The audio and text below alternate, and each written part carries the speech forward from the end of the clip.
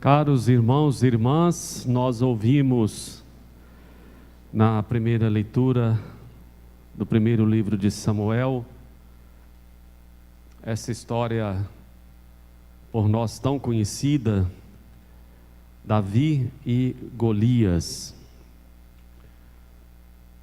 O que nós percebemos aqui é uma história, um fato que nos mostra mais do que a vida de dois homens, de duas pessoas, mas o confronto entre duas teses, ou então duas perspectivas de vida.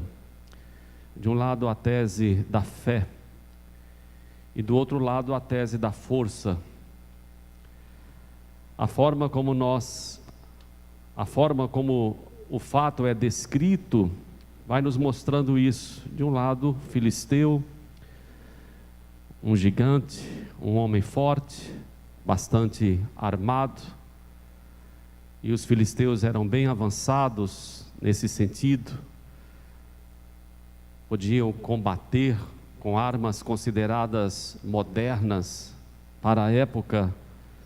E do outro lado, Davi, um jovem, frágil, sem experiência de guerra, mas que acreditava em Deus, que acreditava na força da fé. E ele foi enviado por Saul, nessa perspectiva também, a coragem que ele teve de enfrentar o filisteu, ouviu de Saul uma espécie de oração de envio, quando Saul diz assim: vai, e que o Senhor esteja contigo. Aqui é claro que nós podemos perceber muitos elementos que se aproximam da nossa experiência diária, experiência de vida. Pois muitas vezes, quando temos que enfrentar situações difíceis, problemáticas, desafios, nós procuramos também fazer a nossa oração e pedimos a bênção ao sacerdote, até com a esperança, com o desejo de que ele diga a mesma coisa. Vai e que o Senhor esteja contigo, que Deus te abençoe.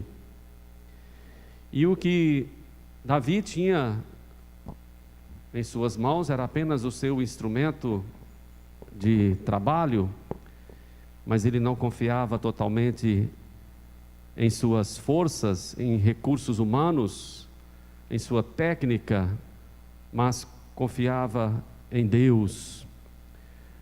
O que ele diz ao filisteu: tu vens a mim com espada, lança e escudo, eu porém vou a ti, em nome do Senhor Todo-Poderoso, o Deus dos exércitos de Israel. Esse versículo é como que o centro da narrativa.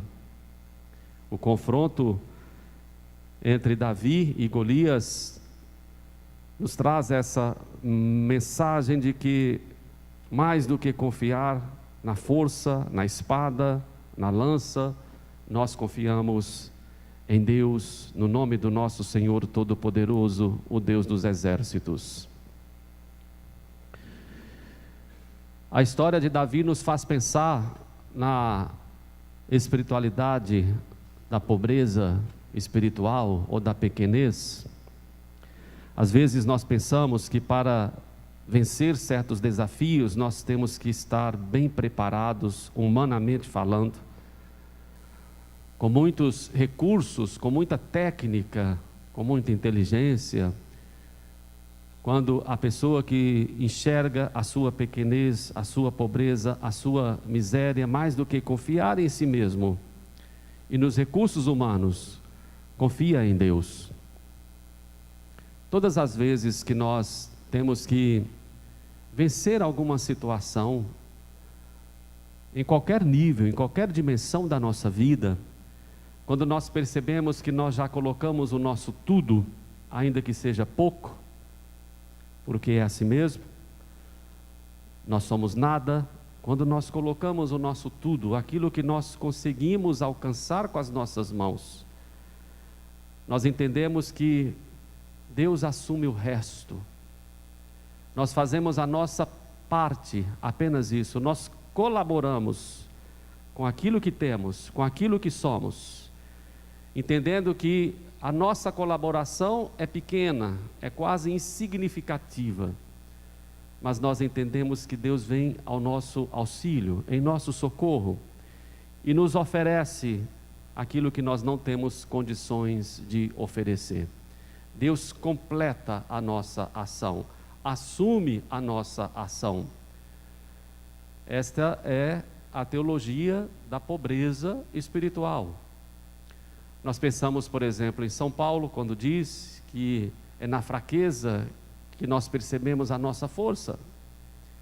É quando eu sou fraco que eu me torno forte, exatamente como experimentou Davi, vencendo o grande filisteu, o gigante, porque quando nós percebemos a nossa limitação, a nossa fraqueza, a nossa miséria, nós entendemos que o que nós alcançamos nesta vida é graça de Deus. Por isso que são duas teses distintas, porque quanto mais a pessoa se apoia em recursos humanos, quanto mais ela confia em suas próprias forças, maior dificuldade ela tem para reconhecer a ação de Deus em sua vida. Quando a pessoa, ao contrário, percebe a sua fragilidade,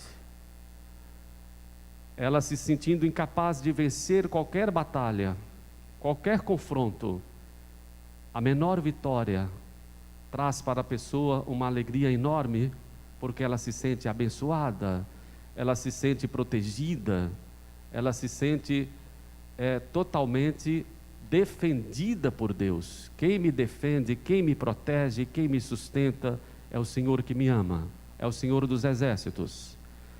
Por isso que quanto mais pobre, espiritualmente falando, é a pessoa, maior fé ela tem, mais ela cultiva a fé e a confiança em Deus.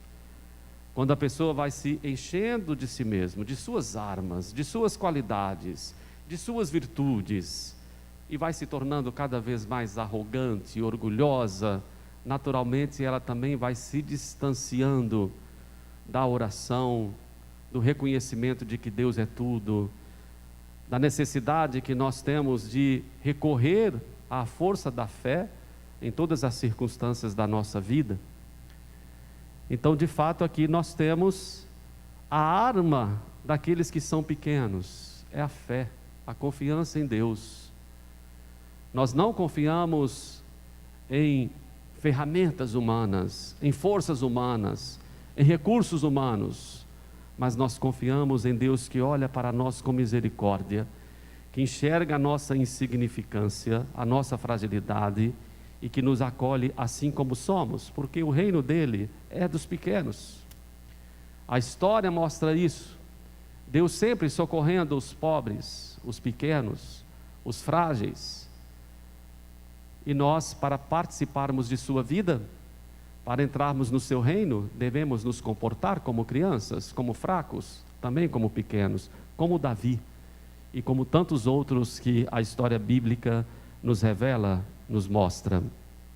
E no Evangelho, acompanhando a leitura dos primeiros capítulos de São Marcos, nós temos mais uma vez Jesus enfrentando os líderes religiosos. Aqui ele curando em dia de sábado, uma pessoa, um homem com a mão paralisada, com a mão atrofiada, e nós percebemos também já as pessoas aqui, como que tramando a morte de Jesus. Ao saírem os fariseus com os partidários de Herodes, começaram então a tramar contra Jesus, a maneira como haveriam de matá-lo. E aqui também nós percebemos Jesus se colocando ao lado dos fracos, Jesus curando a mão de quem nada podia fazer, porque tinha a mão atrofiada. Nós podemos perceber com muita clareza a relação entre o que aconteceu no Evangelho e o que aconteceu no tempo, na vida de Davi vencendo Elias, quando nós não podemos fazer nada, porque temos a nossa mão atrofiada, porque reconhecemos a nossa incapacidade de agir. Deus vem em nosso auxílio para nos conceder a cura, para nos conceder a força. Não precisamos nos sentir excluídos, indignos, incapazes. O que Jesus faz com esse homem de mão seca? Coloca-o no centro, traz ele para junto de si. Então são cenas muito fortes para nos despertar, para alimentar em nós a fé e a confiança em Deus. Não desanime nunca, diante de qualquer dificuldade, ainda que você tenha diante de si um gigante, um problema que você considere assim, incapaz de ser resolvido com as suas próprias forças. Acredite na força da fé, acredite na força da oração, acredite nas promessas divinas, na palavra de Jesus. Confie em Deus. É muito bom quando a gente percebe a nossa incapacidade, porque diante da vitória nós experimentamos maior alegria, porque sabemos que tudo acontece como resultado da graça de Deus, que está sempre agindo em nós, especialmente na vida dos pequenos. Louvado seja nosso Senhor Jesus Cristo, para sempre seja louvado. Vamos, irmãos e irmãs, apresentar ao Senhor as nossas preces, vamos fazer nossos pedidos.